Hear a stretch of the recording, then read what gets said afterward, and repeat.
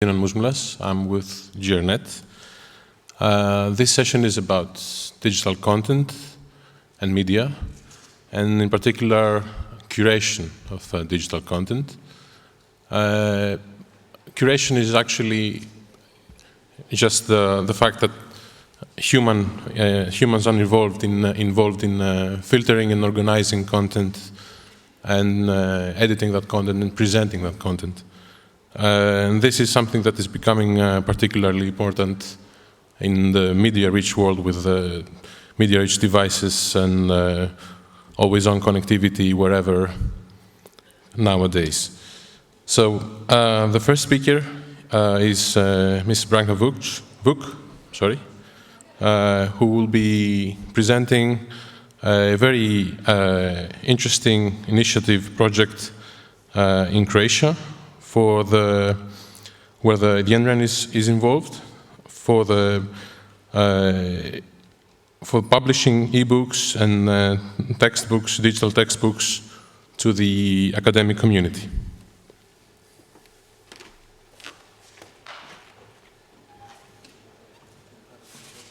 The what? No, it's all right. It's all right. There's no remote. No. Okay, that's all right. Oh yeah.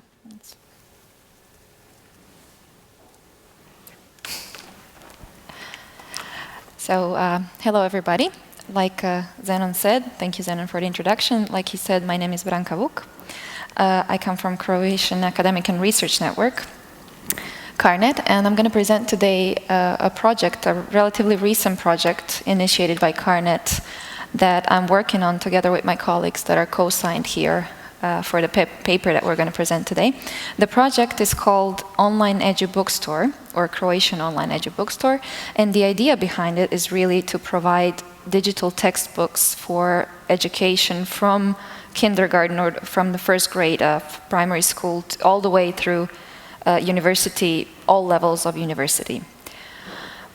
So what it really aims to do is to provide the education system in Croatia on all levels with an alternative to printed textbooks. We know that today the world functions differently, that most of us are actually focused on online and digital content, except for the books that we actually have to carry around and bring to our school and learn from.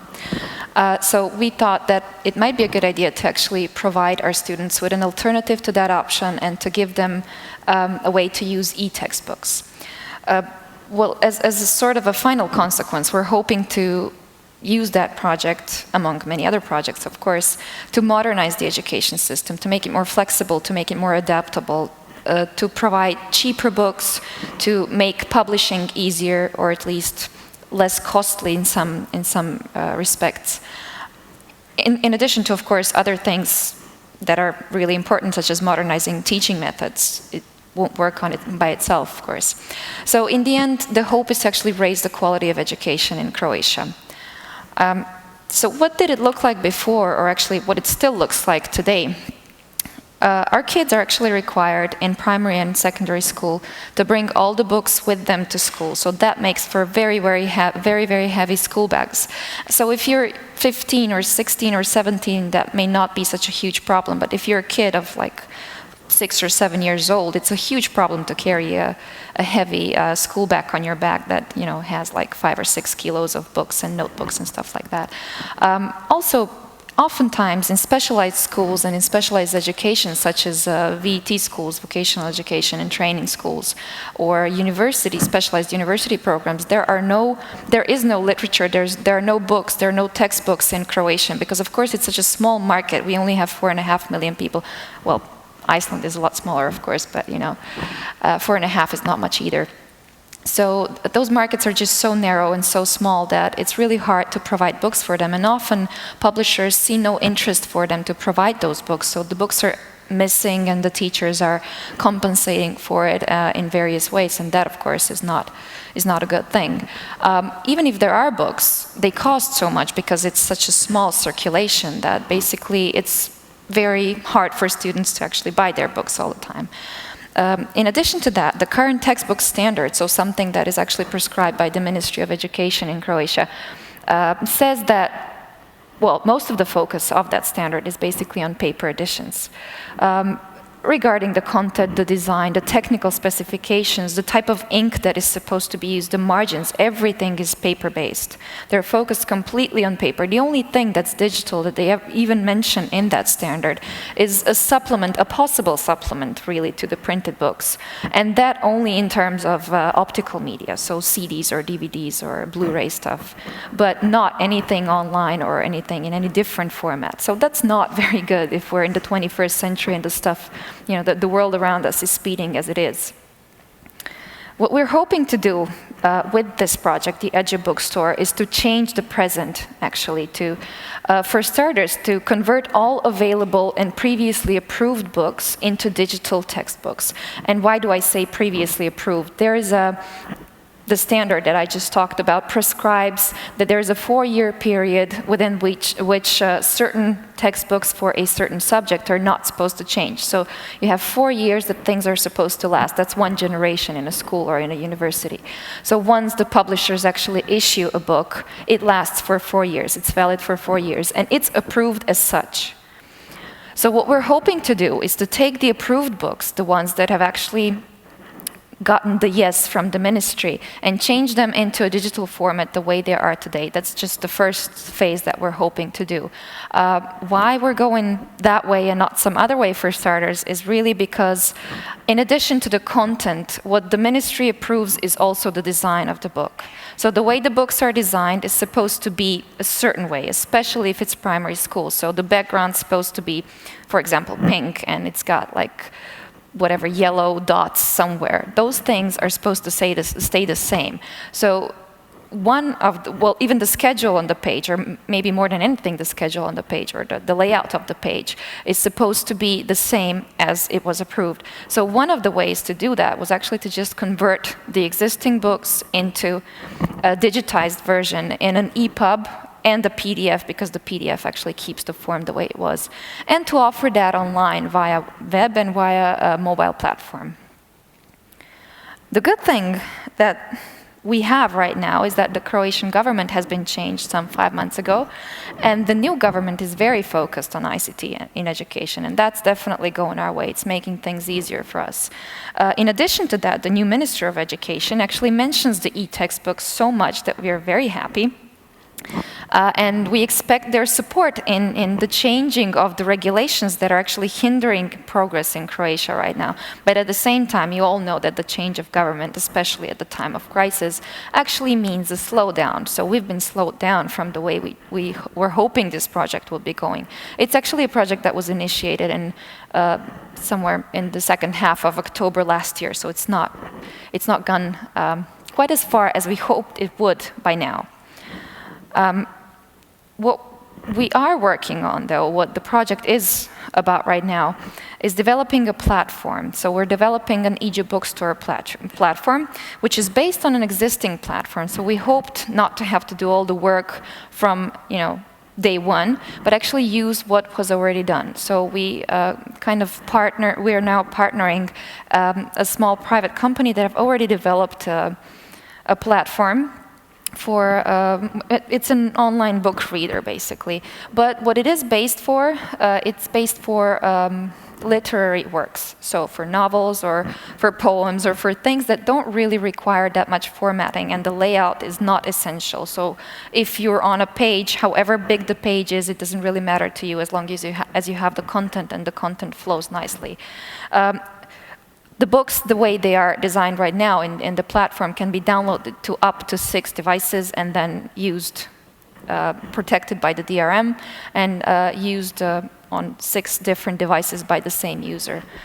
What we need to do, or what we are doing right now in the project, is to further develop that platform to adapt to the Croatian educational community and the specific characteristics of textbooks. So I just talked to Zenon before this session, and he said that there's a project right now where they're hoping to do the same, to just transfer the printed books or actually to have a central place for, printed textbooks, and then afterwards for digital textbooks. But what you don't really realize at the beginning is that there's a whole new set of problems that you cannot even dream about when you want to move textbooks into an online format. because, of course, they have their own characteristics. Some of them are actually different kind of content, so it's not just text, or more or less it isn't text. You have pictures, you have equations, you have graphs, you have stuff you don't really have in novels. The software that we are using is proprietary, but it's going to be open to the entire education institution. They'll be able to use it freely, so they won't have to pay for it in any way. The way that we're going to adapt it to our educational community and to the market that we're actually addressing. And we are addressing all the elementary and primary schools in Croatia, as well as all the universities and higher education institutions. The platform as it is now provides for DRM, and it provides for a billing system. All the other things we are now working on developing and adding to the platform. First of all, it's going to be visually designed so that it actually fits everything else that Carnet is doing and that the schools recognize as their own. So once they go on our website, they'll be able to go into all the services, including this one. What's probably the most important is actually personalization. We're going to use a central AI system that we use for all the other Carnet services that they use to log into all our services. Now they're going to use the same system to log into this service as well, so that's just going to transfer them to one more service that's going to be at their disposal. But what we're also going to do, based on that service, which has all the data about a certain user, whether they're in primary school, secondary, university, that is going to be fed into the system, into the platform. And based on that, basically, once you log in, the platform will be actually adapted to you. So you will have books for that and that grade of primary school, for that and that subject, for your particular school, the one that your school has actually chosen, so the one that your teacher prefers to something else. So that's what's going to be suggested to you.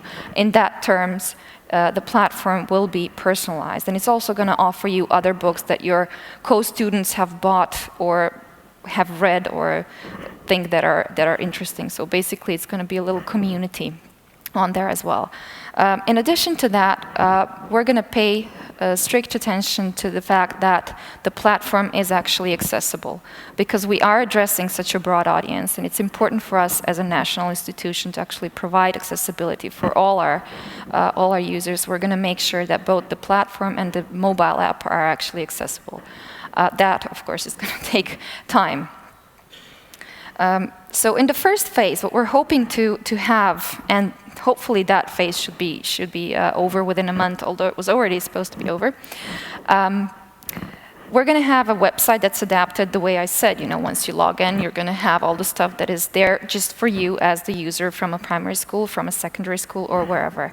You're going to be able to log in with a single account that you're using for everything else. You're going to be able to make notes, to have highlights in your books, which is important when you're studying. It's not as important when you're reading a novel. The web platform is going to offer basic search options for now. And the mobile app should have an adaptable user interface, because we're all different and we don't like reading our books the same way. And this is a digital world that we live in. We're going to offer all these options for our students to actually use. And of course, hyperlinks to external content, which is also something you don't have in novels and poetry.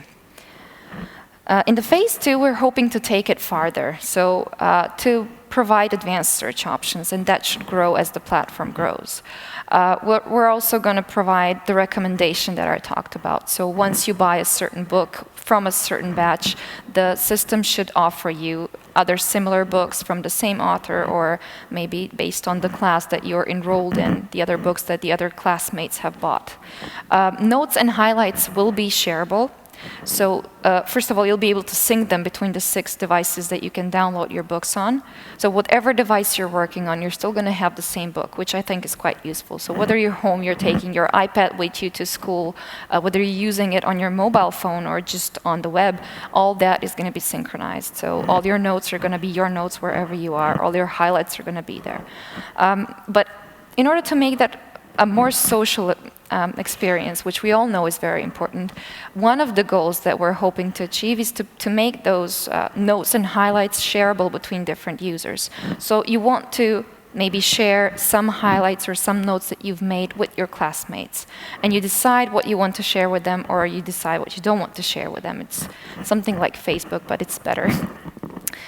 So in addition to that, you're going to be able to organize those notes and highlights the way you want to make it a more usable or a more user-friendly learning experience, to make it as much as possible a personal learning experience for any one of the students that want to use the textbooks. For our teachers or for the professors, a very interesting option that we're hoping to develop, or that we will develop is self-publishing, really. So in addition to being able to just upload a book on the platform by the publishers, which are actually the owners of the content, mostly in Croatia, well, I guess that's the case everywhere else, the platform should also provide space for those who want to self-publish books. So we have university professors now that maybe want to publish a book, but it's too expensive and the circulation is too low for a real publisher to actually do it in paper. This should provide them with an option to, if they want to do it in a digital format, right? To self-publish their own book, to publish an EPUB, put it on the platform, charge it or don't charge it, whatever they prefer, and then the students can actually download it and use it on their own readers. And yeah, I mentioned accessibility features, which are very important, especially if we want to promote, universal access to education, which of course we do. For now, we're experimenting with some of the books that we are going to, we can use right now. So one of the books that we have actually converted to EPUB is this geography book that you can see up on the screen. But we're also playing with some math books, which prove to be a lot more stubborn because of all the equations and formulas that you have to have there. And of course, in a math book, in a math e-textbook, or in a math textbook, some equations are usually organized in a certain layout on the page that makes sense for the students when they're learning. In an EPUB, you know that if you can kind of resize your screen, it all goes everywhere, so things don't really stay where you want them to stay, and we're trying to work out how that's going to be done online without using the PDF, which is not a very user-friendly thing. I mean, it keeps the things where they are on the page, but it doesn't really, when you're using a small screen, doesn't really help you because it's tiny. So those are some of the things that we are doing today, and the business model that we're using on this project, well, hopefully maybe transferred to some of your situations, is to actually include three stakeholders within the production of this material. So Carnet is only an intermediary, really. We're providing the infrastructure. We're going to take care and make sure that the educational community is taken care of and that all their needs are covered. But most of the work on the platform is going to be done by the platform owner or the platform developer. We're just going to push them to actually do it the way we want it to be done. So they're going to be developing the platform and the mobile app. It's going to be stored along with the content on Carnet's server, so we're going to make sure that all the security issues are covered on our side, which of course is very important. And the publishers, the interested publishers, should actually provide the content. So they already have those books, and most of them they have in a digital format. It's just that, it's okay, I still have 10 minutes. So most of those books actually are in a digital format, but they haven't been transformed into an EPUB. So why not do it? Why not do it? So we're pushing our publishers to actually use their opportunity and provide an additional service to their buyers. The thing that we are completely out of is the financial model. We are not in it for the money. We're not in it for the profit. We are only sort of requirement or request was to not make the digital books more expensive, or actually to make them less expensive than the printed form, the printed books, which it should be possible since you don't have any of the distribution or the printing costs or any of the other costs related to the physical world of the books. So we're leaving that part, the financial part, to the publishers and to the platform owner to work out any way they see fit. And the platform owner is actually going to work out their own profit margin from the book sales. And that is something we're just keeping our heads out of. What we're also doing at the moment, what we're also working on is communication with the stakeholders and the bigger stakeholders. I mean, first of all, the Ministry of Science, Education and Sports in Croatia, and all its relevant bodies, so the ones that actually approve the textbook standards and any other regulations that are hindering the development right now. We're also talking to the publishers, which are a very, very important stakeholder. Some of them willing to actually digitize their books, some of them not so much. And we're talking to authors and universities, individual authors that we know might want to publish their books online, and to university publishers, because in Croatia, in addition to educational publishing houses, there's also universities that act as publishers, and of course that's the case elsewhere in the world as well. So one of the goals right now is to work on adapting the regulations and the standards that we need to put this in place, properly. And that, of course, as I'm sure you can all guess, is a slow and a very iterative process. So we're talking to them one at a time, and we're going to see where that leads us. We have, of course, encountered quite a few bottlenecks so far. One of them being, like I mentioned, that some publishers don't see their interest in publishing digital textbooks. Why? I cannot understand, but for them, that investment does not seem like a really interesting thing, or they see no reason to actually invest into digitizing their books. Usually it's the case of smaller publishing houses, which I suspect have higher expenses, and it's harder for them on the market, so I can understand that part. Also, regulations need to be adapted, and that the way that the government changed in Croatia is a good, but also a bad thing, because it slowed everything down. And especially in the times of crisis, there are things that are priorities, and this apparently is not such a priority. One of the things about our business model that proved to be true is that if you don't pay someone to develop something for you, and if you expect them to actually make money later, it takes them much longer than you actually thought it would, and you have a lot less leverage on asking things from them. But we're trying to not pay attention to that and still, push the development in the right direction. And of course, there's a lot of copyright and protection issues which pop up as soon as you say online, and especially if you say entire books online, that the publishers are concerned with and that the authors are concerned with. So DRM does help to some extent, but of course, if you're apt enough, you'll be able to break it and get away with the book. But then that's something that I think the regulations on the internet will eventually maybe sort out. Maybe not, we'll see.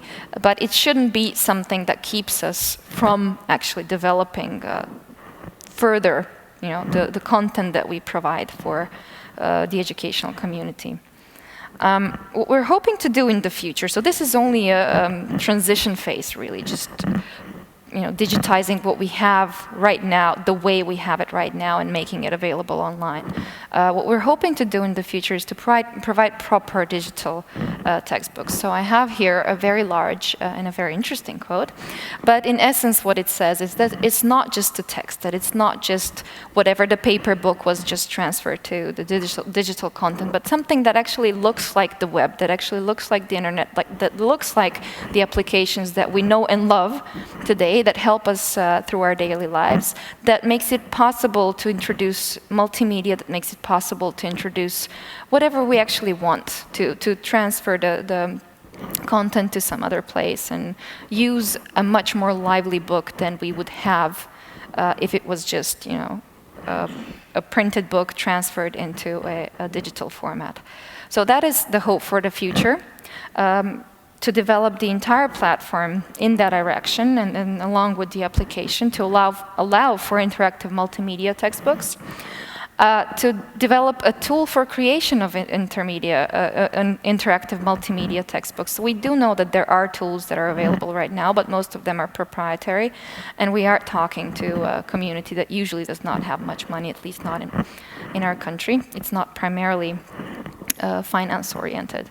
And in the somewhat more distant future, one of the goals is to actually develop sort of an e-notebook service for students as well, which they could use, again, on their devices wherever they are, in order to kind of mix and mash the content that they want to make it as personal a learning experience for them as possible.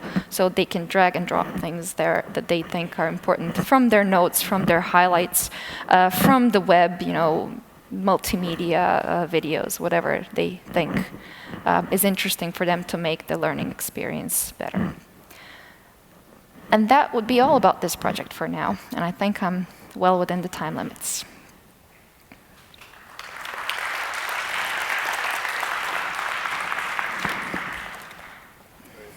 All very interesting. We have time for some questions. I would just like to note that the quote I saw by Mr. Lovendal, he's a speaker also tomorrow. Ah, good. Yeah. So, some questions? Can you pass the microphone? Yeah.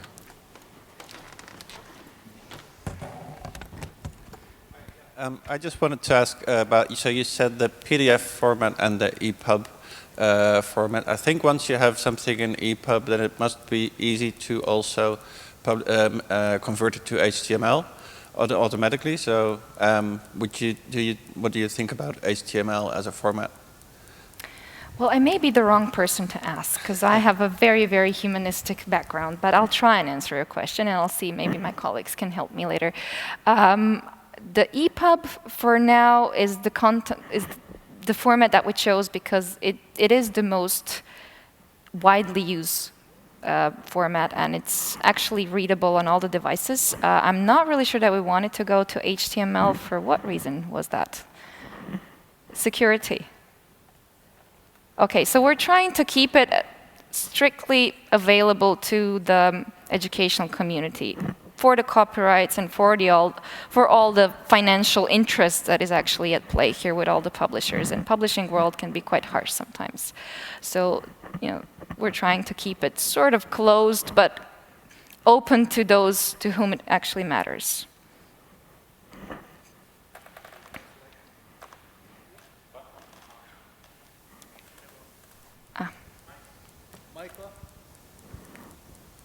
Okay.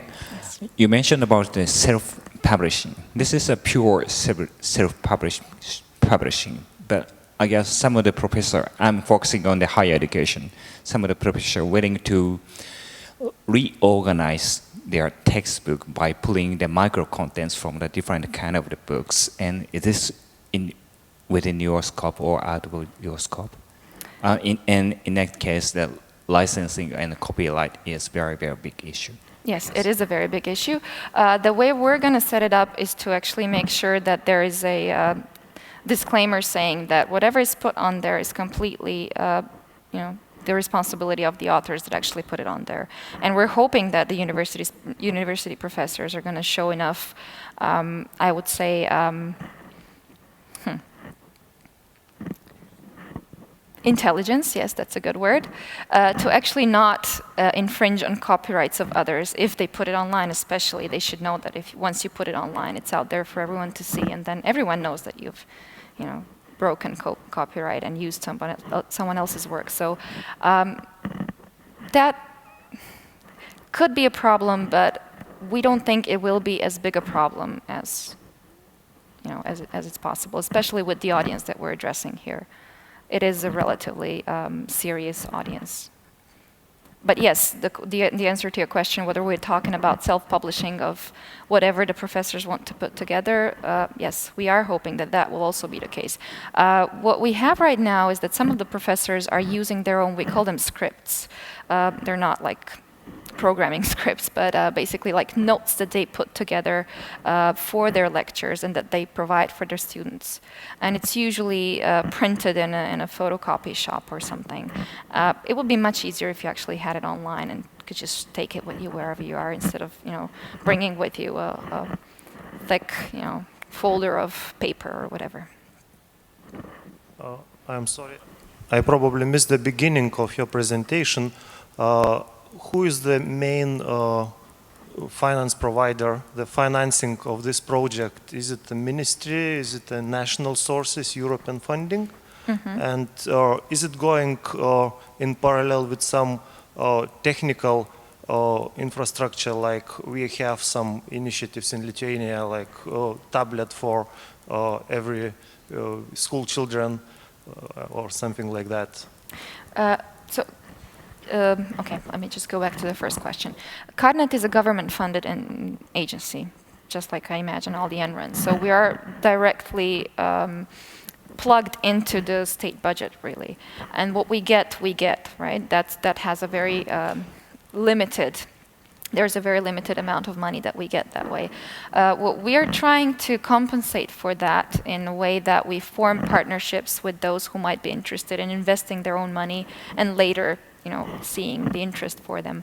And that is actually the case in this project as well. So we found the platform that was already developed by this small company that's already sold it commercially and asked them if they wanted to collaborate with us by providing that platform for the educational community, but developing it with their own funds. So they're doing the development on their part. We're going to be, of course, funding the servers and everything that we need to on our end that is really related to the educational community.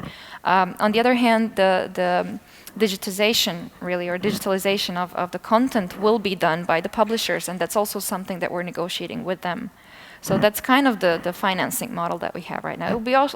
It would be much easier if we had a large sum of money that we could invest, and that would, of course, make it much faster as well. But this is how it's working for now. What was about the tablets for each school children? Yes, CARNET has a lot of projects that relate to the educational community, and one of the problems is really that we have such a huge, broad audience that we're addressing. So it's not just the universities. It's actually about, I think, 600,000 people that we're addressing. So it's primaries and secondary schools and universities as well. So there are projects. We cannot provide tablets for all the students. That's just not possible right now. But there are projects that are targeting certain schools, and they're going to provide certain sort of models of technology. There's a project called Schools 2.0. Surprise, surprise. You've never heard 2.0 before, I'm sure.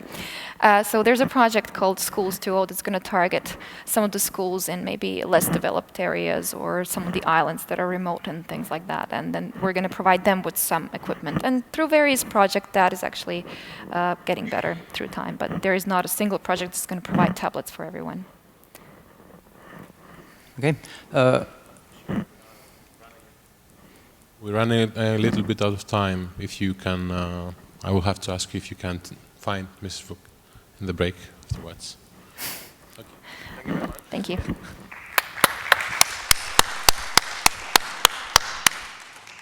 The next presentation is about online media and specifically about enhancing them with metadata, the addition, automatic addition of metadata, automatically generated and crowdsourced, I think, metadata. And the next speaker is Frans Ward, who is with SurfNet and is a veteran, I think, of TNC, and you probably all know him about from his involvement with MediaMosa. Okay, thank you, Zenon, for introducing me. Welcome in this session, and it's good to be here. The title of my presentation is A New Approach for Adding Metadata to Online Media. I can get rid of this. Yeah. And which is the result of two MediaMosa technology scouting projects. Well, I'm a technical product manager at SurfNet, and I've been working with online video for quite some years now. In the late six years I was involved in the MediaMosa project. I think I could have done without this slide, but since it's online now, I will just briefly talk about SurfNet, the Dutch NREN. We take care of the development and exploitation of the Dutch national network. We are there for the higher education and research market in the Netherlands. And we also offer innovative ICT platforms and services. We serve about 1 million connected users from more than 160 different kind of organizations. And we are a not-for-profit organization with, at this moment, about 85 employees. And believe it or not, they are not all in Iceland at this moment. We are located in the middle of the Netherlands in Utrecht. So this talk is about MediaMosa, and especially about the results of the two technology scouting projects. And so I have to explain a little bit about MediaMosa, and I will go quite quickly through this in order for the last half of my presentation, which will zoom into the two MediaMosa projects. MediaMosa is, first of all, it's a software. It's open source software to build a digital asset management platform, or like we used to say, a media management and distribution platform. And MediaMosa has been in use by SurfNet and by Kennisnet to provide various successful video services to the Dutch educational sector. We do this for already more than 4 years. We have quite a large community now and many adopters using MediaMosa inside and outside of Netherlands. And we have done many technology scouting projects because MediaMosa has proven to be an excellent vehicle to do different kinds of innovative projects. So, MediaMosa is in fact based on a service-oriented architecture. It was primarily developed as a backend solution to put video online, and there's a communication between a web frontend and the video backend using REST calls, with XML. This kind of architecture offer you very great flexibility because you can choose in your front-end application which kind of components you're using or don't want to use. And this solution also provides scalability for future expansions. And the common base for MediaMosa is Drupal. It's Drupal 7, which is open source. And MediaMosa itself is open source. And we are using only open source components within MediaMosa. For instance, the transcoding engine is FFmpeg, which is open source. So the core of MediaMosa, this is the MediaMosa API. It's too extent to go into too much details here, but you can look at online. You find all kinds of functionalities. And in fact, they are the MediaMosa Bible, so you can say. There's about 185 kind of web services. And it's there for you to do all the common things when dealing with online video, like playing video, but also for the authentication and authorization. There's an option to have some play restrictions on video. Uploading, transcoding, your media management, and all kinds of stuff like search, the metadata, job notification, logging, statistics, stills, etc., etc., etc. And this is a new addition to MediaMosa. MediaMosa was primarily a video backend, but 2 weeks ago we announced a new project, the results, which is the MediaMosa Site Builder. And the Site Builder is very neat because you can use this product as your video front end. We used to say that MediaMosa was backend only, and you as an institution needed to build your own front end. And that was quite a big, steep step to make. So we came up with the idea to build a ready-to-use front end, which is in fact a Drupal distribution to store media in a MediaMosa backend. The nice thing about it are its features. So we had support for a federative login built in.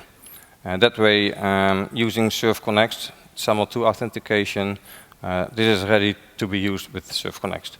And of course, all the things you needed to have, like uploading and playing media, adding play restrictions, transcoding media, and it is very easily skinnable in the sense that you can have your own color scheme, your own logo put in place if you would like so. And it just installs as any other Drupal installation. I don't think I have enough time to do this demo, but you can check out the site builder on this URL anyway. So being open source means that you have to take care about your community, because the community is not only within your own educational market, it extends to the whole globe, in fact. So in order to accommodate the MediaMosa community, we put online a community website, which is in English, which has all kinds of information and allows for feedback. Feedback is very important when dealing with an open source community. So there's a forum. People can ask questions and provide us with the issues, bugs, or feature requests. And because we already did a lot of projects and the results, we collected them and put it online on the demo website also. So there you can check out MediaMosa itself, which is not so interesting to see because it really is a back-end solution. But with a different kind of technology scouting projects being added to this demo site, you can have a good idea about what it can do for you. Well, these are just some examples of institutions using MediaMosa. It's not limited by Dutch education. It's a mix of education and even commercial companies, police force, but I know Cineca from Italy is using it. Belgium is a very fond user of MediaMosa.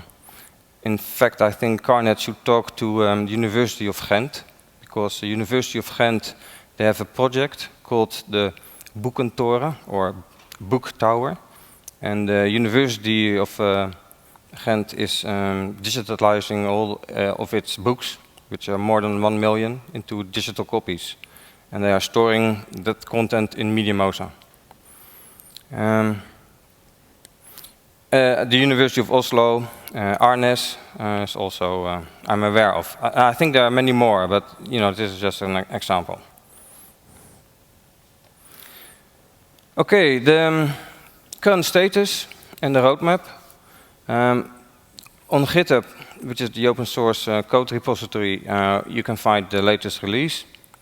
And for this year, we still have 2 major development versions going on.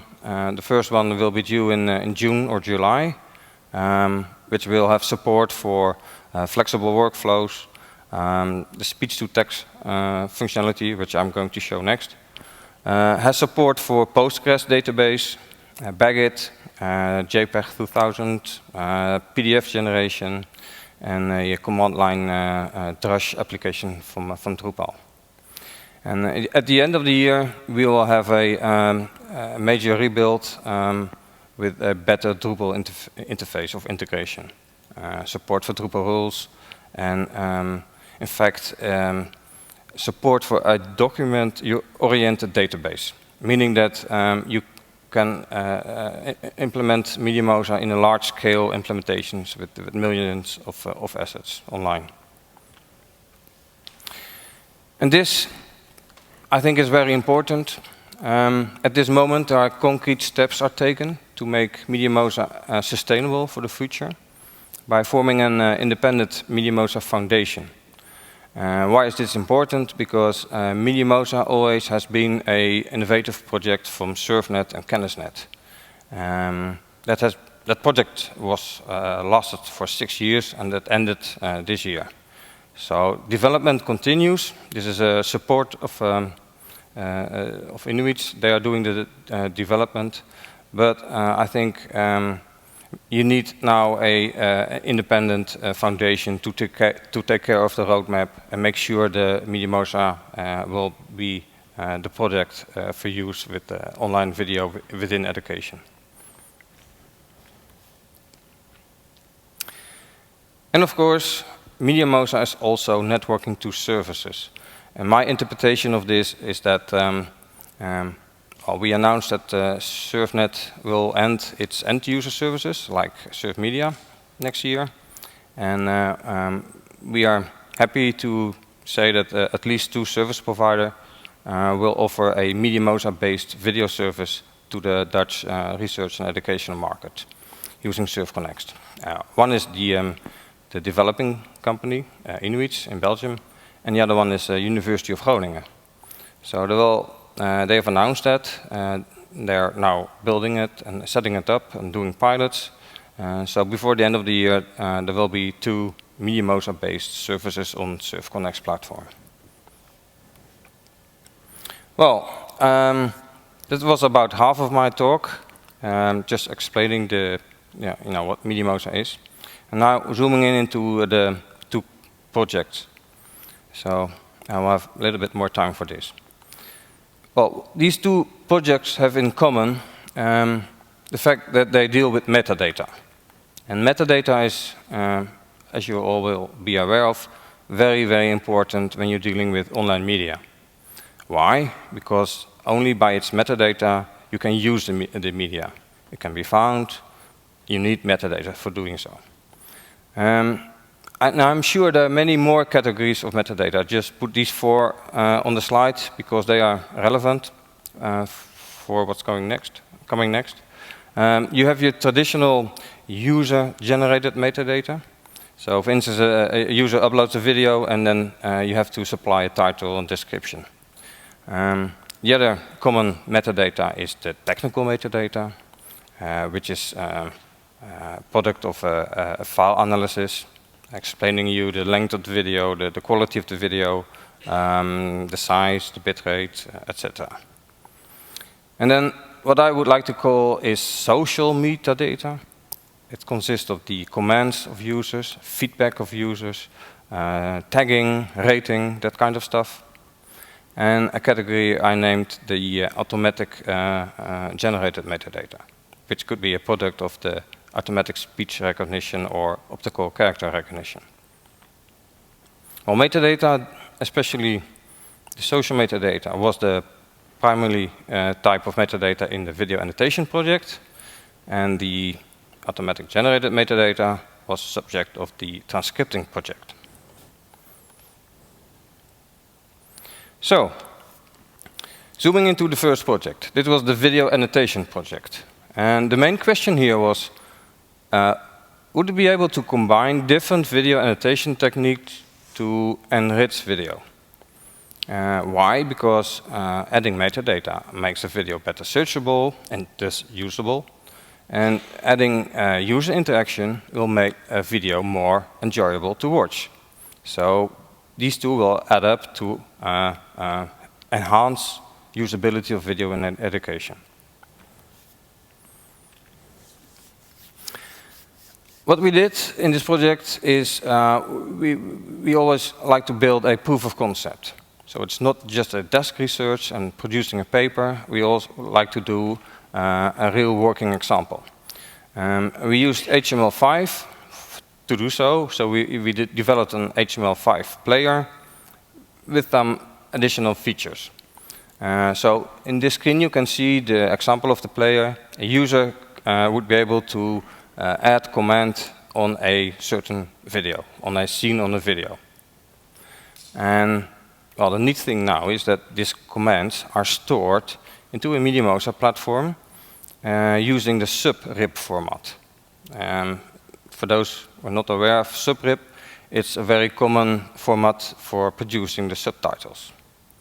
So when another user, or the same user, is watching the video back, this comment will be shown as a subtitle at the same moment the previous user did a comment on the video. A second part of this project was to look into some kind of social interaction. So we had the same example, the video with a scene and a question to the user, can you comment on this scene or on this video? But instead of storing the comment in a local MediaMosa platform, it was sent as a tweet to Twitter. So we had a connection between this demo and Twitter with the Twitter API, and the thing we added, of course, was not only to publish the comment, that's not so useful, but this demo generated a URL. And so there was the comment on the tweet with the URL, and when you click on the URL, you will be directed to a video to exactly the same moment where the comment is inserted.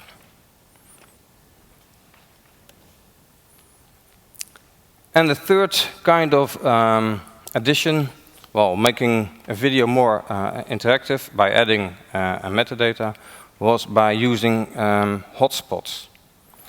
So, same example, a scene of a video, but now a user could add a hotspot, just a piece on the video as a layover, and had some kind of event triggered to the hotspot. So if you would click on the hotspot, another video would start, or a picture would be shown, or in this case, a page to Wikipedia would be presented.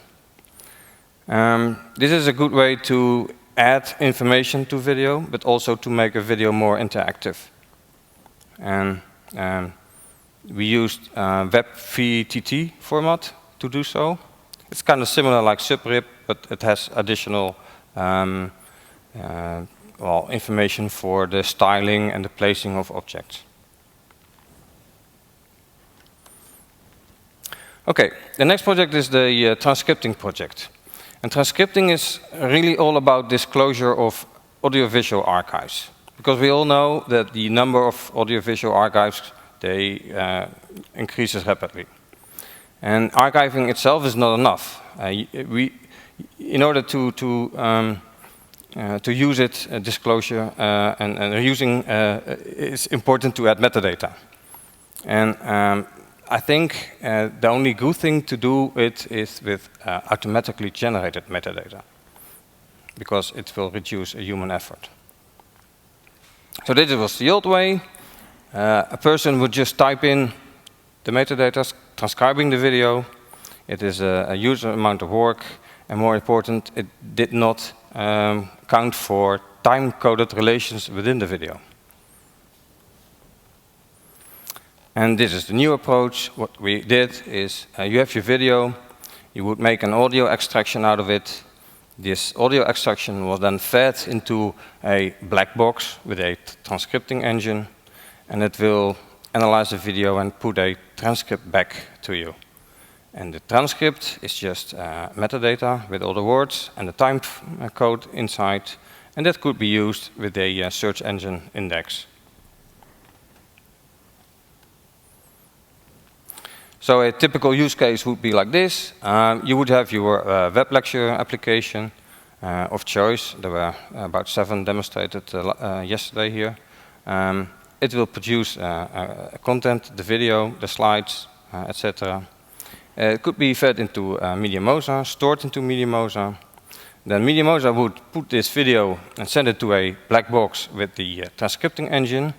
And for the project we used software, open source transcoding software made by the University of Leuven. And it's called Spraak. And it is good for the Dutch and Flemish languages. And it produced a time-coded transcript that was stored back to MediaMosa. And using your front-end or video player of choice, you can see the video with the transcripted data.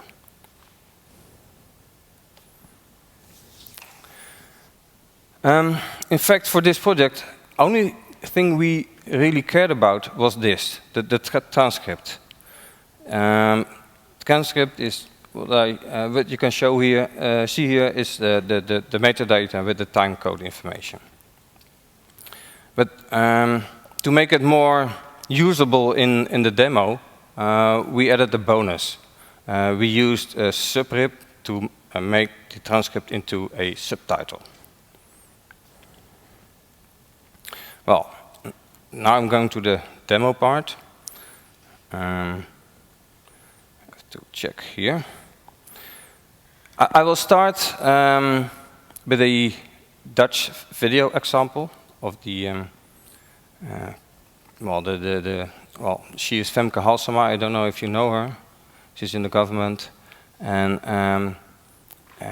all the well, this is recorded and put online anyway. So what I did is I put it in online on Mediomosa, fed it into the Spraak transcripting engine, and then you can see if you have some knowledge about Dutch. But I have an English example also that it will transcribe the video, and what you see in the subtitles is just the automatic transcription. So there's no human effort put in here.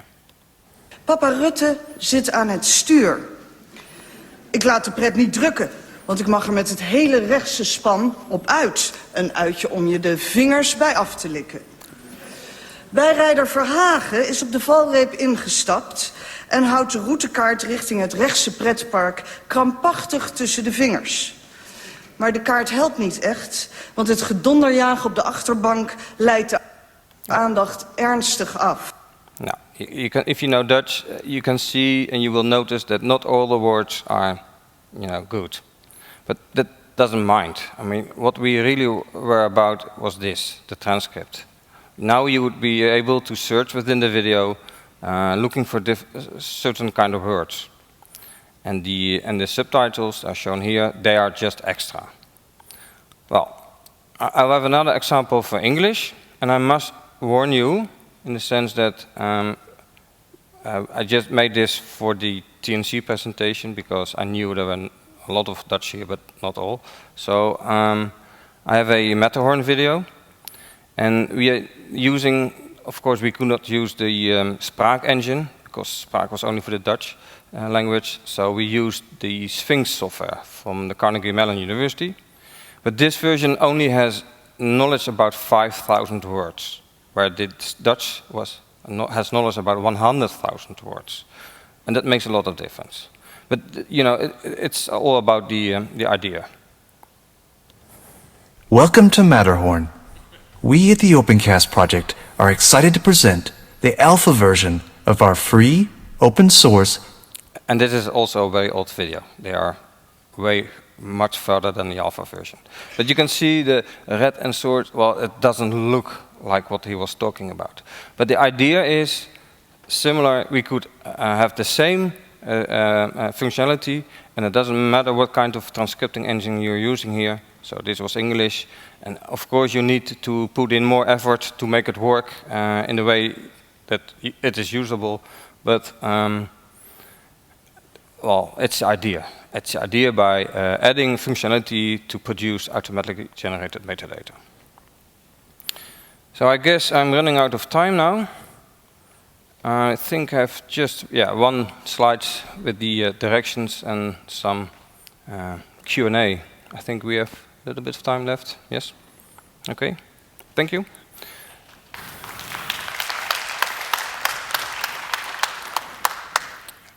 Questions? Yeah, you do it yourself. Are there any questions? Can you pass the microphone? Yeah. Thank you for being very punctual. Yeah.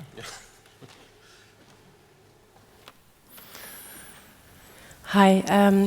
I was just wondering, in your presentation, you talked about the Flemish and the Dutch language, but given the fact that it's the same language, I was just wondering, do you actually make a distinction between the two in Mediomosa, or?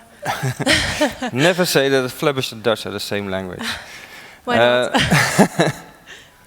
I'm Flemish, so. Okay, you can say it then. Yeah. Yeah, well, for Mediomosa it doesn't matter. And of course, you could see in this example, if you are very close watching, that the Flemish, this was really the Flemish. Because Verhagen was spelled in a Flemish kind of way. But for the example, it doesn't matter. But if you want to have this in a real production environment, you will have to put effort in the good library and to have, well, you can go all the way, including voice analysis and making a profile for each voice. But that was not the main goal of this project. It was just how can we use this kind of technology, which is available now and which is available in open source. How could we use this in another open source project, and thus helping you to make video more accessible. Okay. Yeah. Thank you.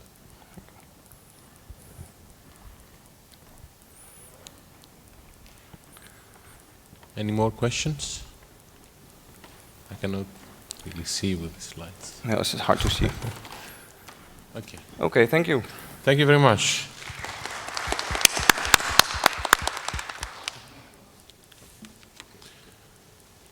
Okay, and now we have the final speaker, Jack Barocas from Tel Aviv University, who is going to speak about something very interesting. Now we have a number of years that there are many, I would say, now mature lecture recording systems being put to use. And now this speech is about I would say, first results from the actual use of these systems.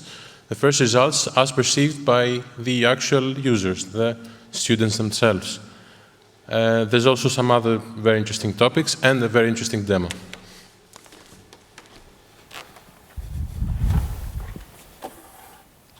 Hello. Thank you, Zenon, for the nice introduction. Good afternoon to you all. I will start by thanking our local host, NRENs, for organizing this nice meeting. I mean, we have everything. We have enlightening talks. We have good food, nice landscape. So we have all the ingredients for a good conference. In a conference like this 3 years ago, which was also held by NRENs in Zurich, Switzerland, I was introduced for the first time to OpenCast community and the Matterhorn project. It was there that I met two senior developers of Matterhorn, Christopher Brooks from Canada, Saskatchewan University, in charge of the capture agent of the Matterhorn project, and also Markus Ketterl from Osnabrück University. He was in charge by that time of the player. During my presentation, I will talk a few more words about this project, which is end-to-end video production for the academy. In this very same meeting, we talk about gathering survey results from our institutions, namely Tel Aviv University, Osnabrück, and Saskatchewan universities, on students' perceptions, expectations, behaviors regarding online learning, lecture recording. We put survey results from our institution in a paper published in ED Media 2010, and my talk today will be about this, and I will bring some of the findings that we published there in this talk. Well, I will start with a short introduction, assuming all of you are very much familiar with e-learning, so I will keep it very brief. Then I will go over the three homegrown lecture systems that we are using in our institution, so you will have some idea what was the learning environment while we do our surveys. Then, of course, I will bring some results, and then I will end my talk with conclusions and some future work that hopefully we are planning to do. So, I'm sure all of us are very aware to the need of being constantly updated in new work procedures and technologies in our work, and not only in our profession. Almost in any profession, you need to learn all the time because you are constantly meeting new technologies. This makes all of us sort of lifelong learners. It's predicted that most of the people during their work career will change a few times at least workplaces, even profession. Each such a transition will require a lot of studying and learning. The only visible solution at the horizon to meet such a large demand on learning and studying seems to be e-learning. Not only that e-learning can meet such a massive demand for learning, it can also keep the learning customized to different learner profiles and learner needs. Well, at my work at Tel Aviv University dealing with e-learning and supporting face-to-face learning by lecture recordings, quite often I find myself in the position of door-to-door salesman trying to market e-learning or lecture recording to professors, deans. And believe me, when they come to refuse this, they can come up with very creative arguments. In order to be successful in my mission to marketing, to talk them into accepting their recording, their lecture recording, I need to know their arguments against. And of course, I need to come with very good arguments why they should accept their classes to be recorded. Well, one of the best resources for such arguments are the surveys that we do on this topic, on students' perceptions, expectations, and behavior regarding e-learning or face-to-face supporting lecture recording.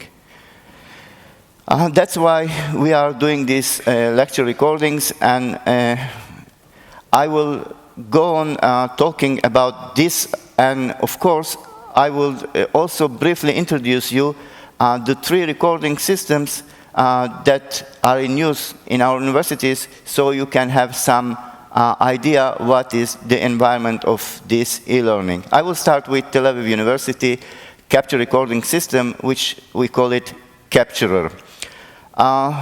In this system, we combine together 2 inputs: the video image of the lecturer and his desktop activity, which is VGA signal. We combine these signals on the flight at the time of the recording in a single stream, so it's very easy then to manipulate, to transcode it to any other format and to webcast and use any dissemination platform. The basic technology is Microsoft, but as I told you, it can be converted to any technology.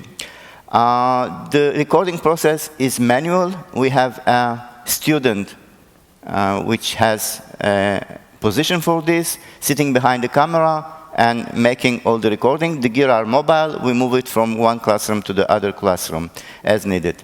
The second system is called Virtual Presenter by Osnabrück. Here also, they have 2 inputs, but they kept separate. So the user at the end can manipulate the streams. The recording lecture is totally automatic. They don't have any operator, camera operator. And the solution is based open source. The last system is Recollect by Saskatchewan University.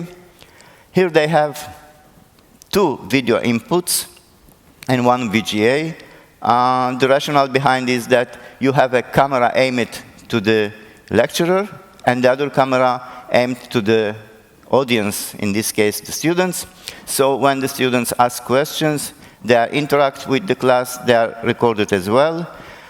They use image recognition for segmentation to detect the slide size and make the necessary segmentation later on. Okay, I will, as I promised, I will say a few words about Matterhorn. Tel Aviv University is one of the early adopters of this project. Matterhorn is a free open source platform to support the management of educational audio and video content. The adopting institutions will use Matterhorn mainly for produce lecture recordings, manage existing video, to serve designated distribution channels, provide user interface to engage students with educational videos, and the version 1.3 is recently released. We are using now this release. It's quite stable. Well, our personal impression of this system, that it is very futuristic, has fantastic features, it's developing good, has a good community supporting. If you post a question, probably you will get some answer very fast, maybe in the same day, but has some disadvantages. For a guy like me who is Microsoft Windows user, it's quite problematic to install it. You need to have very basic knowledge in Linux, Ubuntu, know how to handle things on a command line, and it is not that simple to install it and to maintain it. So if you don't have this kind of ability, it can be problematic.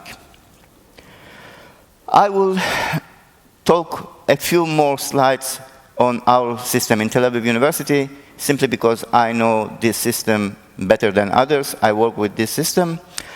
What we do is, as I said before, we gather 2 inputs, actually 3, if we say that the video audio is separated.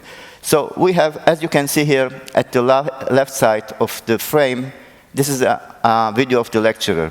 Actually, we have this piece of software that we can do without it. I mean, it is only to make the life easier, but actually you can use 3 different softwares: VLC for manipulating the video or displaying the video, VNC to get an instance of lecturer's computer, and Microsoft Encoder to record and webcast the both signals.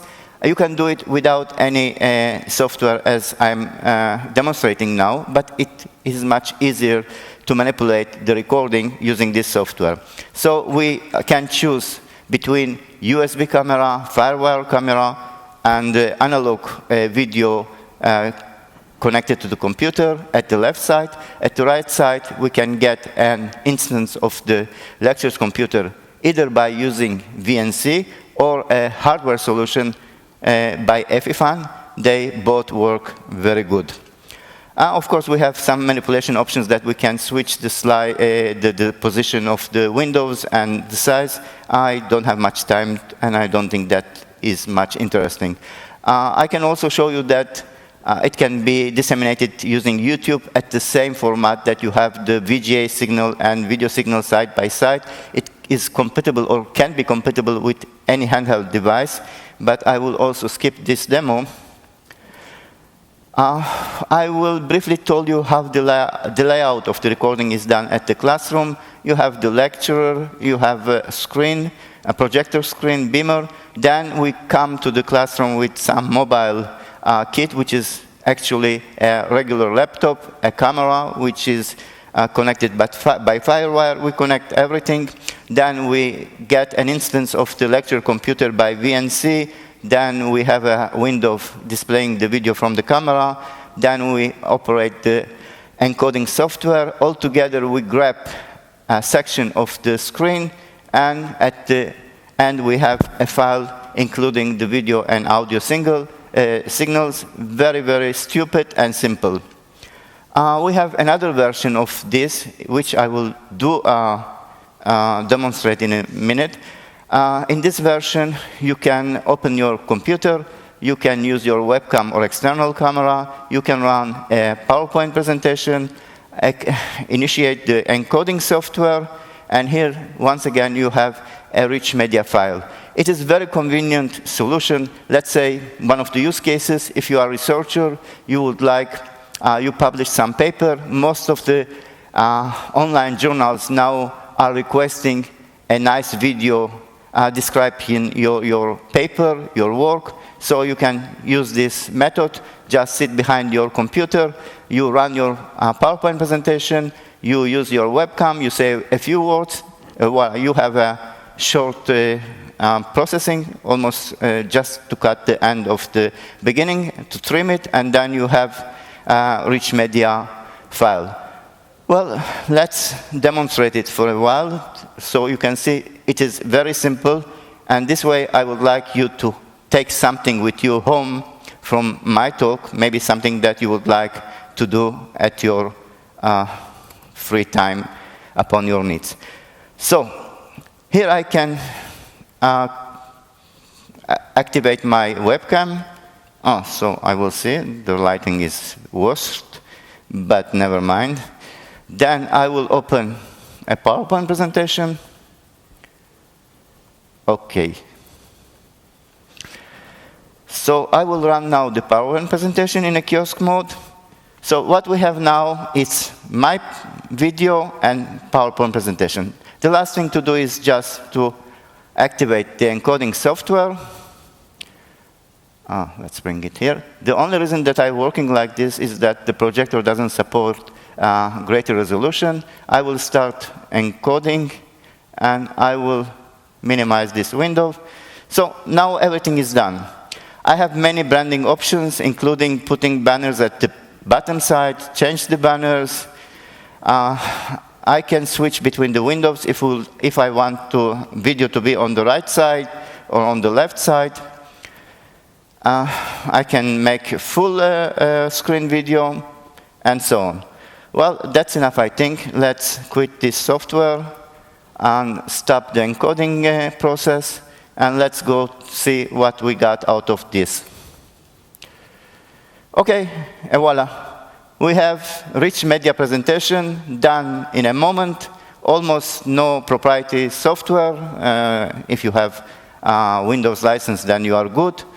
And in a minute, you have a file that you can upload it to YouTube and send the link to the journal or your colleague and whatever you like. Okay, that was a short demonstration. Hope it can help you. Let's go back. Oh, I used to have some presentation open. I probably close it. Let's go back to the last slide. Okay, we were here. Run the presentation. Wow.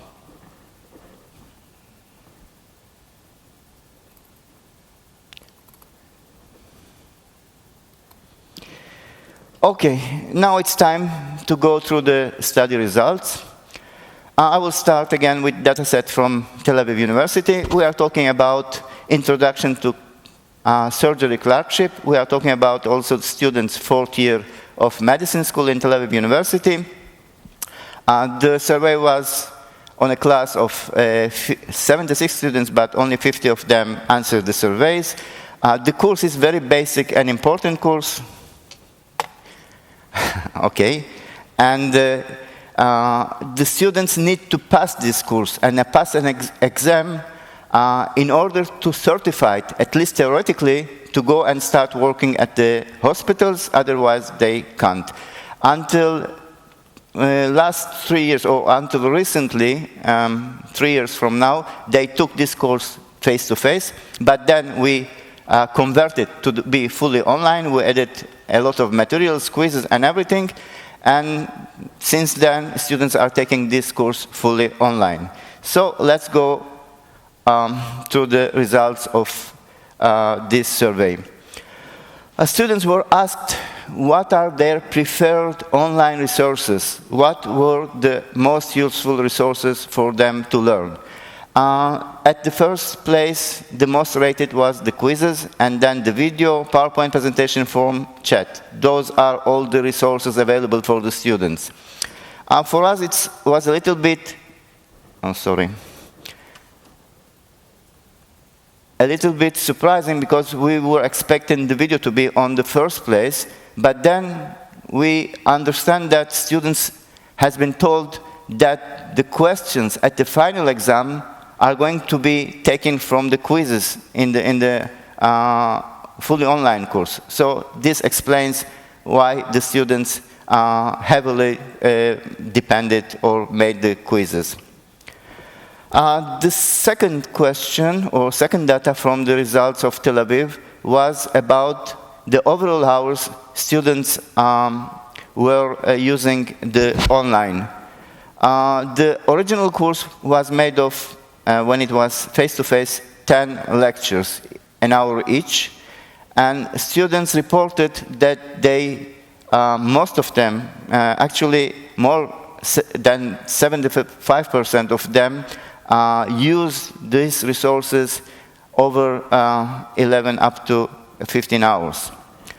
The next data is about the time of the day and night the students access to this content, online content. This data is taken from the LMS. We are using Moodle as learning management system. And we took the logs, access logs of the students, and not only from this one course, but at that time there were 11 courses available. We aggregated all the data about their access logs, and in the results we can see that the students make use of e-learning almost any time of day, excluding a few hours very, very early in the morning. So as we think, e-learning is anytime, anywhere. The last data from Tel Aviv University is about their preferred learning configuration. We asked the students whether they would like to learn face-to-face, traditional frontally, or maybe face-to-face supported with the video recording, or maybe only video, or fully online, as they took this course, which is video recording, PowerPoint presentation, some transcription of the course, and additional supporting material, but no face-to-face. The results are that most of the students preferred fully online, or at some extent using e-learning, and only very, very few of them, around 10%, even less than 10%, wanted to learn face-to-face. There is many reasons for this. Most of the students, they need to work. Living is hard, tough in Israel, and they have many constraints, and this kind of study suits them best. I would like to bring some update to these results from recent year. You can see here three rows. At the upper one, we see the results of three questions as it was on the night learning year 2009 up to 2010. It is the same year. We have the year in between. As you can see, as we talked before, you have fully online about 57%, and after 2 years, the ratio is pretty much the same. If you look at e-learning at some extent, I mean fully online and video-supported learning, the numbers are pretty much the same. There is a little bit more demand to face-to-face than the first time, but I don't think it's something significant at this moment. But we are looking, still keeping aggregating the data, so we can maybe see if there's some tendency later on. The other thing that we are monitoring now, we have a New York medicine program in Tel Aviv University, which is exclusively for students coming from United States. No Israeli students are attending this program. So we would like to see if they have some different behavior learning the same content in Tel Aviv University. There is some differences. As you can see here, they less want to learn fully online. We really don't know the reason yet, but it is not significant because this data is only from 1 year data. We are monitoring this, and hopefully we will have more significant data soon. Okay, let's go to the next data set, which is from Osnabrück University, Germany. And here we are talking about a course in which attend 200 students. It's about computer sciences. And once again, the questions were about usage of the video by the students. Okay, once again, also here, the question was how they rate their online learning resources. And we can see here that the most preferred learning resources was lecture transcription. And by lecture transcription, they mean using a book written by the course lecturer. It's actually the notes of the lecturer about his course published as a book or something like this.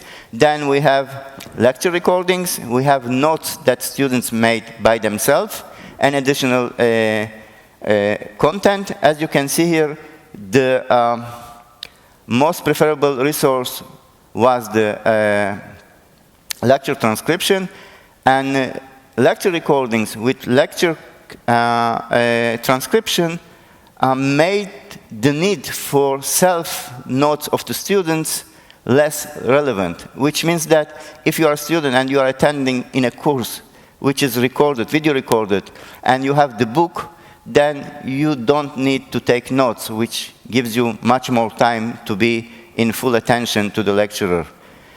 They also make some monitoring on weekly recording usage, and they find out that the students in Osnabrück, they don't see the episode as a whole. They just watch segments.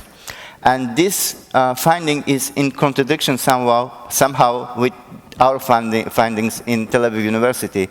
We found in Tel Aviv University that students mostly watch the whole episode. And we think the possible explanation to this thing is that in Tel Aviv University, as it is now, there are no face-to-face lectures. So the students first time are exposed to the content on the recorded lecture, so they need to watch it whole. And in Osnabrück, they are already watch or been in live class, and they use the lecture recordings maybe to get ready to exam or to try to understand better some segments they didn't understand on the lecture. The last data set from Osnabrück University is something that can give us a good argument when we are trying to marketing video recordings. Some of the arguments by the lecturers against being recorded is something like, well, if my lecture is recorded, everybody will stay home, they will watch the recordings, and they won't come to the class. So I will need to address almost empty classroom, and I wouldn't like to do this.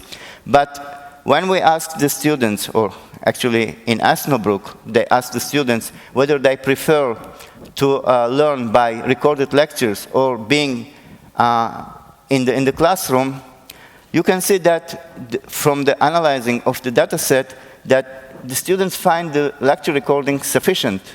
They are able to learn from the recordings, but they will prefer wherever is available to be at the classroom and learn face-to-face. Okay, the last survey results is from Saskatchewan University, and they checked if privacy is an issue in lecture recording. What they mean is that if you are a student and you are participating in a classroom which you know that it is recorded, would you be hesitate to ask questions, to interact, to participate in this case? The study was made in 80 students participant in 2 courses. In one course, there was only one camera aimed to the lecturer, and on the other course, there were 2 cameras, one aimed to the lecturer, and in the second one, in the frame of the second one, there was also the students, so they could record the interaction of the students and their questions.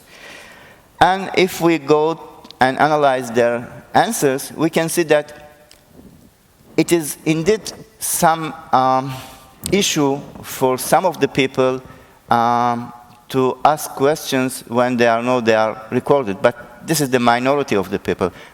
For the most of the students, this is not really a big issue. Okay, now I would like to end my talk with some conclusions and some thoughts for future work. We found out that, we knew from the beginning, but we found out that there's a problem of validity to make cross-institutional studies based on homegrown systems. If the systems are different, then it is very hard to compare the results. So maybe Matterhorn can help in this issue.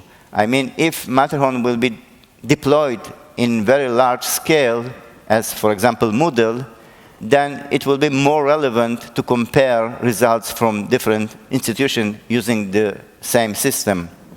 And of course, we find out that there is a need for really serious critical need analysis of the way that students are using online materials.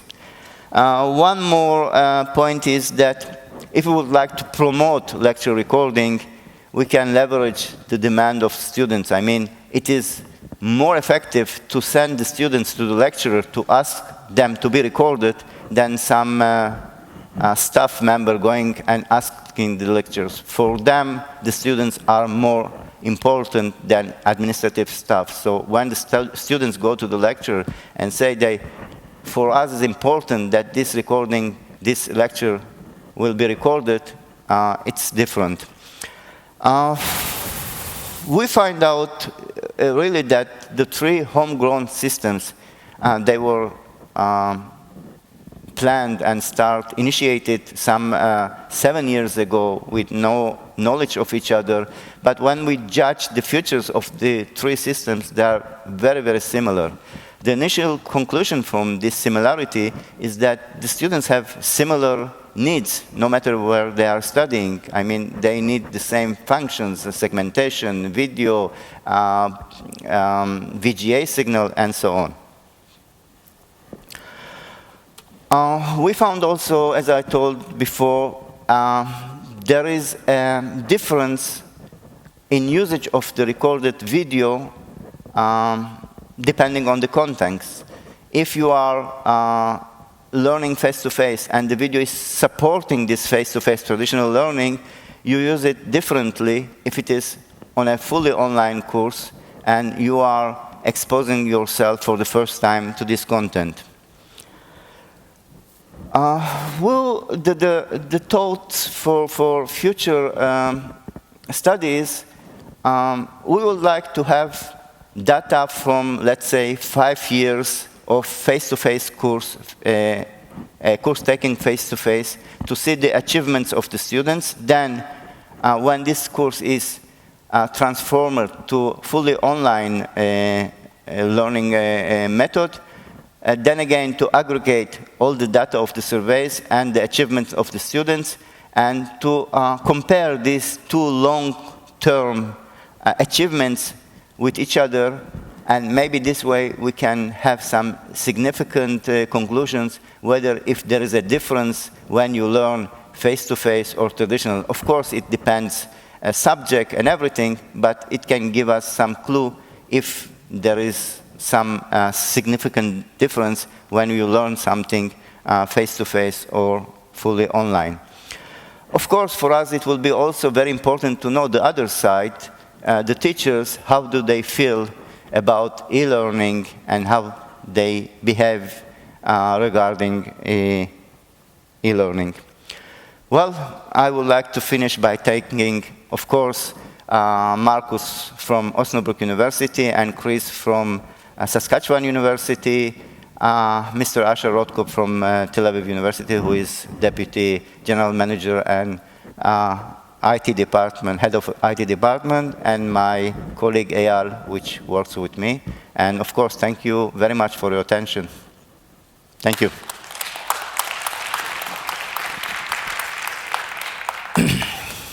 Any questions?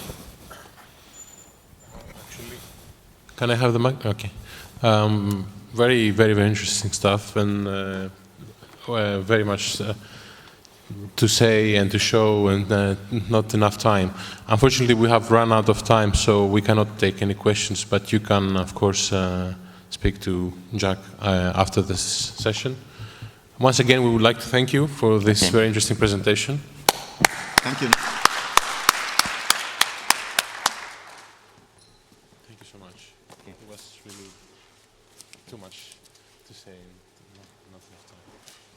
But you did a great effort. Okay. Before you go, I have a couple of announcements to make. Just give me half a minute, please.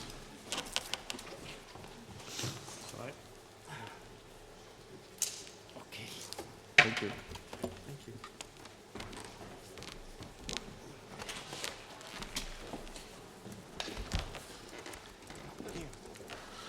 So there are some 3 birds of feather sessions. in the evening, starting at 6 p.m. And one workshop. You can't see the schedule, but in any case, let me mention it's about file sender.